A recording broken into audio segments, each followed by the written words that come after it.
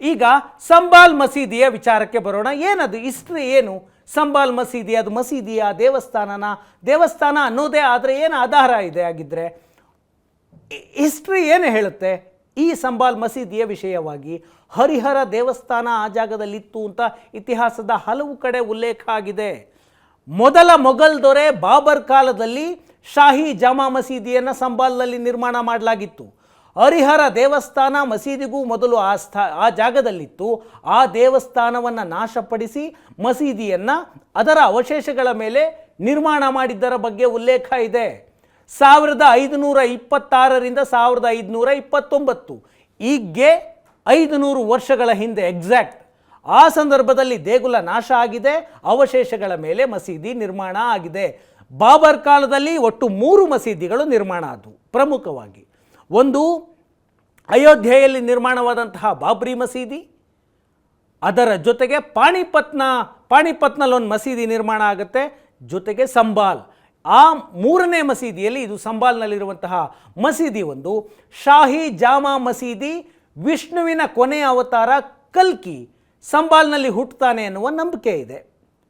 ವಿಷ್ಣುವಿನ ಕೊನೆಯ ಅವತಾರ ಕಲ್ಕಿ ಸಂಬಾಲ್ನಲ್ಲಿ ಹುಟ್ಟುತ್ತಾನೆ ಎನ್ನುವ ನಂಬಿಕೆ ಹಿಂದೂಗಳಲ್ಲಿದೆ. ಈ ದೇವಸ್ಥಾನ, ಅಲ್ಲಿದ್ದ ಹರಿಹರ ದೇವಸ್ಥಾನವನ್ನು ಹೊಡೆಸಿದ್ದು ಬಾಬರ್. ಯಾರು ಹೇಳಿದ್ದಾಗಂತ? ಸ್ವತಃ ಬಾಬರ್ ಹೇಳ್ಕೊಳ್ತಾನೆ. ಬಾಬರ್ ನಾಮ. ಈ ಮುಸ್ಲಿಂ ದೊರೆಗಳು ತಾವು ಮಾಡಿದ ಸಾಧನೆಗಳನ್ನು ಉಲ್ಲೇಖ ಮಾಡೋದಕ್ಕೆ ತಾವೇ ಪುಸ್ತಕಗಳನ್ನು ಬರೆಸ್ಕೊಳ್ತಾ ಇದ್ರು.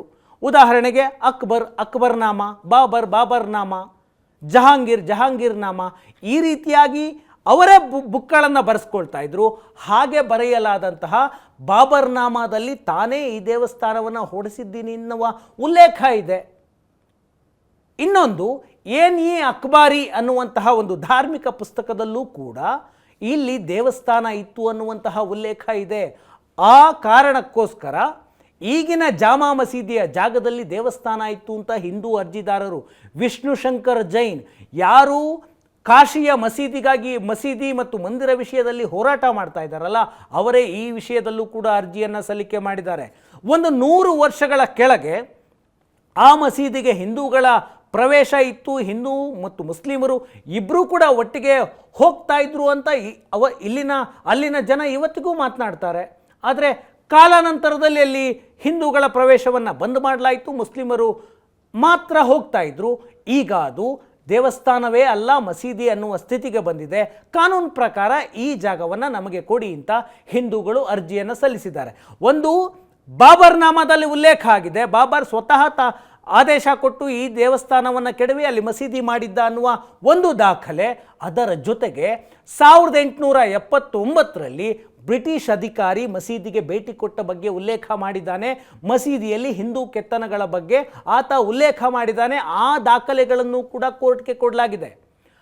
ಬ್ರಿಟಿಷ್ ಪುರಾತತ್ವ ಇಲಾಖೆಯ ಅಧಿಕಾರಿ, ಅವತ್ತಿನ ಬ್ರಿಟಿಷ್ ಸರ್ಕಾರದಲ್ಲಿ ಪುರಾತತ್ವ ಇಲಾಖೆಯ ಅಧಿಕಾರಿಯಾಗಿದ್ದಂತಹ ACL ಕಾರ್ಲೈಲ್ ಅಂತ ಆತನ ಹೆಸರು. ACL ಕಾರ್ಲೈಲ್ ಆತ ರಿಪೋರ್ಟ್ ಕೊಡ್ತಾನೆ ಬ್ರಿಟಿಷ್ ಗೌರ್ನಮೆಂಟ್ಗೆ. ಆ ರಿಪೋರ್ಟ್ನಲ್ಲಿ ಏನು ಹೇಳುತ್ತೆ? ದೇವಸ್ಥಾನದ ಉಲ್ಲೇಖವನ್ನು ಆ ರಿಪೋರ್ಟ್ನಲ್ಲಿ ಮಾಡಲಾಗುತ್ತೆ. ಮಸೀದಿಯ ಒಳಗೆ ಆ ರಿಪೋರ್ಟ್ ಏನು ಹೇಳುತ್ತೆ? ಮಸೀದಿಯ ಒಳಗೆ ಮತ್ತು ಹೊರಗಿನ ಕಂಬಗಳು ದೇಗುಲದ ಮಾದರಿಯಲ್ಲಿವೆ ಅಂತ ಉಲ್ಲೇಖ ಮಾಡ್ತಾನೆ. ಆ ದೇಗುಲದ ಕಂಬಗಳು ಕಾಣಬಾರ್ದು ಅಂತ ಪ್ಲಾಸ್ಟರ್ ಮಾಡಿ ಕಂಬಗಳನ್ನು ಮುಚ್ಚಲಾಗಿದೆ ಅಂತ ಬರೀತಾನೆ ಆ ರಿಪೋರ್ಟ್ನಲ್ಲಿ. ಆ ರಿಪೋರ್ಟ್ ಇವತ್ತಿಗೂ ಕೋರ್ಟ್ಗೆ ಸಲ್ಲಿಕೆ ಮಾಡಲಾಗಿದೆ, ಪಬ್ಲಿಕ್ ಡೊಮೈನಲ್ಲಿ ಕೂಡ ಇದೆ.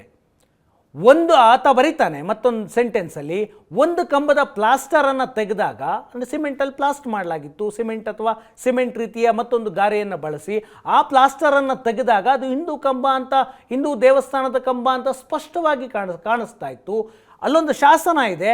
ಆ ಶಾಸನದ ಪ್ರಕಾರ ಡೇಟ್ ಹೇಳ್ತಾರೆ, 1526ರಲ್ಲಿ ದೇವಸ್ಥಾನವನ್ನು ಧ್ವಂಸ ಮಾಡಿ ಮಸೀದಿಯನ್ನು ನಿರ್ಮಾಣ ಮಾಡಲಾಗಿತ್ತು ಅಂತ ಆ ಶಾಸನ ಹೇಳುತ್ತೆ ಅಂತ ಬ್ರಿಟಿಷ್ ಅಧಿಕಾರಿ ಬ್ರಿಟಿಷ್ ಗೌರ್ನಮೆಂಟ್ಗೆ ಕೊಟ್ಟಂತಹ ದಾಖಲೆಯಲ್ಲಿದೆ. ಈ ದಾಖಲೆಯ ಆಧಾರದ ಮೇಲೆ ಸಂಬಾಲ್ ಮಸೀದಿಯನ್ನು ದೇವಸ್ಥಾನ ಅಂತ ಘೋಷಣೆ ಮಾಡಿ ಅಂತ, ಸರ್ವೆ ಮಾಡಿ ಅಂತ ಕೋರ್ಟ್ಗೆ ಹೋಗಲಾಗಿದೆ.